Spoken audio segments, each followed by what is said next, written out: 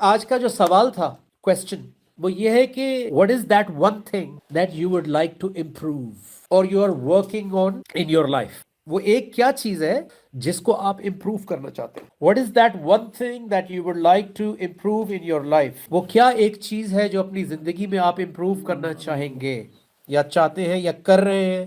you're already making an effort۔ تو جب آپ وہ شیئر کریں گے تو I might be able to help you with it، شاید اس سے آپ کو اور فائدہ ہو جائے۔ جی سسٹر، آپ بسم اللہ کریں۔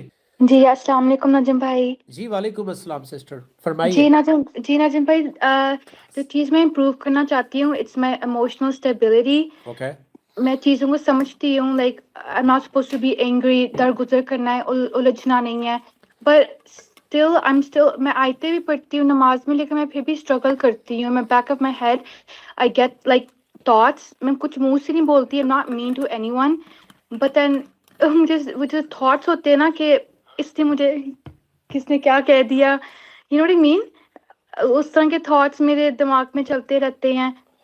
And I am not a bad person myself, but just the thoughts that are uncontrollable. تو مجھے پلیز اس کا آیت بتائیں، میں کس چیز کو فوکس کروں؟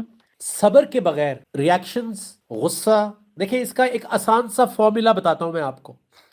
7 سورہ کھولیے، اس کی 198 سے پڑھتے ہیں، مجھے بھی اس سے میسج ملے گا، آپ کو بھی ملے گا، بیکاز میں بھی روز اپنی اس اسٹیٹ آف مائنڈ کو، ریاکشنری طبیعت کو، غصے والی طبیعت کو روز ریوزٹ کرتا ہوں، ریویو کرتا ہوں اور محنت کرتا ہوں، کوشش کرتا ہوں، اور کبھی اونچ نیچ ہو جاتی ہے تو میں معافی مانگ لیتا ہوں۔ سورہ آراف 7 آیت 198 199 سے پڑھ دیجیے۔ معاف کرنے، درگزر کرنے کو اپنا شعار بناؤ۔ اب یہ سسٹر ذرا یہ آیت آپ نوٹ کر لیں اور اس کو یاد کر لیں۔ اللہ تعالیٰ کہہ رہے ہیں خذ العفو، پکڑ لو، عفو کہتے ہیں معاف کرنے کو، معافی یہیں سے آیا ورڈ عفو، کہ معاف تو کرنا ہی ہے، کوئی اس میں آپ کے پاس آپشن نہیں ہے۔ اس کا مطلب یہ نہیں ہے کہ آپ معاف کرنے کا مطلب یہ نہیں کہ آپ بیسٹ فرینڈ بن جائیں ان سرٹن سچویشنز، لیکن معاف تو پھر بھی کرنا ہی ہے، وہ آپ کے لیے، اپنے سسٹم کے لیے بہتر ہے۔ دل میں وہ کسی نے کہا کہ غصے کا مطلب ایسے ہے کہ آپ نے زہر کا پیالہ پیا اور اب آپ دعا کر رہے ہیں سامنے والا مر جائے، یہ غصے کی ڈیفینیشن ہے، کیونکہ وہ غصے نے آپ کو ہی جلانا ہے، آپ کو ہی تپانا ہے۔ سامنے والا کہہ رہا ہے کیا ہوا، میں نے کچھ بولا تھا، کچھ کہا تھا۔ ایسے بھی ہوتے ہیں نا کہ پہلے خوب آپ کو وہ بھڑکا کر چابی دے کے بعد میں کیا ہوا، ناراض کیوں ہو، منہ کیوں بنایا ہوا ہے، ارے کچھ ہوا ہی نہیں، اس کو وہ ساری رات سو ہی نہیں سکا بیچارہ، یا سو ہی نہیں سکی، کیونکہ اس وقت بول دیا، لیکن وہ دل کے چونکہ اتنے وہ دل میں رکھنے والے نہیں ہوتے، تو ٹھیک ہے دل میں نہیں رکھ رہے لیکن زبان قابو میں نہیں ہے، یہ بھی بہت ڈینجرس ہے۔ ہر طرح کے لوگ ہوتے ہیں، کچھ کی زبان جو ہے وہ کنٹرولڈ ہوتی ہے لیکن دل میں رکھا ہوا ہوتا ہے، وہ ایسے ٹائم پہ آتا ہے، ایسے ٹائم پہ بولتا ہے کہ جب آپ بالکل ہی اب کہتے ہیں یہ کیا ہوا ہے۔ سو ہر طرح کے لوگ ہیں، اللہ ہمیں صاف کرے، ہمارے دلوں سے کینہ، بغض، کدورتیں نکالے اور ہمیں کنٹرول دے، یہ سب سے بڑی دعا ہے۔ تو پڑھیے جی۔ معاف کرنے، درگزر کرنے کو اپنا شعار بناؤ۔ خذ العفو، ایک ایمان والے کو معاف کرنا ہی ہے، اس کے پاس کوئی اور آپشن نہیں ہے۔ آگے، اور نیکی کا حکم دو۔ اس لیے معاف کرنا ہے کیونکہ آپ نے اس کے بعد کیا کرنا ہے، نیکی کا حکم دینا ہے۔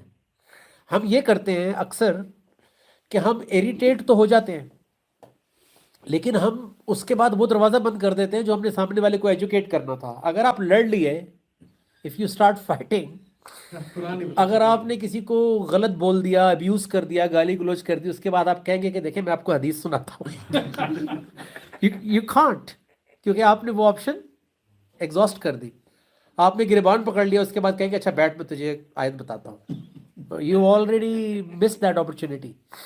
سو اس لیے اللہ رسول کو آگے رکھنے میں یہ فائدہ ہوتا ہے کہ آپ پھر پرسنل نہیں ہوتے سامنے والے کے ساتھ، جیسے ایک سیلز مین ہوتا ہے کہ سرو ود اسمائل، کہ آپ کچھ بھی کر لیں، اس نے آپ کو برگر بیچنا ہے، ورنہ اس کی اپنی نوکری جائے گی اگر اس نے وہ کاؤنٹر ٹپ کے آ گیا آپ کو لڑنے کے لیے، وہ تو اس کی اپنی نوکری گئی، تو اس نے بیچارے نے نا جان چھڑانی، آپ کو برگر دینا ہے یا وہ کسی اور کو بلا لے گا اسٹاف کو کہ یار تم ڈیل کرو اس سے، کیونکہ اس نے کسٹمر لوز نہیں کرنا۔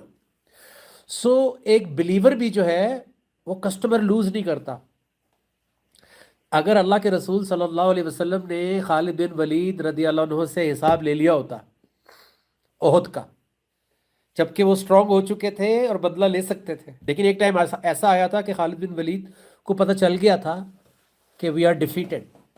ابھی فتح مکہ نہیں ہوئی ہے، لیکن ان کو پتہ لگ گیا تھا کہ پروفٹ صلی اللہ علیہ وسلم ہر لحاظ سے جیت گئے، پولیٹیکلی، سائیکولوجیکلی، ملیٹریلی، اخلاقی طور پہ، مورلی، ہر طرح سے. تو ابھی وہ اسی شش و پنج میں تھے تو اللہ کے رسول صلی اللہ علیہ وسلم کا میسج آ گیا، اور خالد بن ولید کے بیسٹ فرینڈ کے ذریعے، کہ میں یہ یقین کرنے کے لیے تیار نہیں ہوں کہ خالد جیسا ایک ویژنری آدمی، خالد جیسا سمجھدار آدمی کیسے ابھی تک اسلام سے دور ہے، وہ کیسے ابھی تک اسلام کو نہیں پہچان سکا، سم تھنگ لائک دیٹ. اور وہ میسج سننا تھا تو وہ ختم ہو گئے بالکل، کیونکہ وہ اندر سے تو ویسے ہی ٹوٹ گئے ہوئے تھے.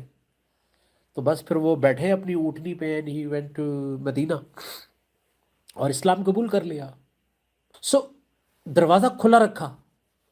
یہ ہمیں جو ساری بات کا مقصد کیا تھا کہ سنت رسول صلی اللہ علیہ وسلم میں اگر ایک ایمان والا لڑ لے گا، جھگڑ لے گا، کنفرنٹیشن کر لے گا، اور کبھی ہو بھی جائے اگر فرض کریں، تو آپ کے پاس معافی مانگنے کی اپرچونٹی پھر بھی ہوتی ہے. اچھا، کبھی آپ اس لیے معافی مانگ لیتے ہیں کہ آپ اس کو لوز نہیں کرنا چاہ رہے ہوتے، حالانکہ آپ غلط نہیں ہوتے، سامنے والا زیادتی کر رہا ہوتا ہے، لیکن آپ اس سے معافی مانگ لیتے ہیں کیونکہ وہ آپ سے 2-4 سال بڑا ہوتا ہے، بھائی ہو، بہن ہو، یا وائف ہو، ہسبینڈ ہو، کوئی بھی ہو. بیکاز آپ اس کو لوز نہیں کرنا چاہتے تو آپ اس سے معافی مانگ لیتے ہیں، اور بعد میں پھر اس کو آپ موقع ڈھونڈتے ہیں کہ میں کب اس کو اللہ رسول کی بات بتاؤں، تاکہ جو میں اس کو بتانا چاہ رہا ہوں یا جو اس کو ٹھیک کرنا ہے اپنے اندر وہ یہ ٹھیک کر لے.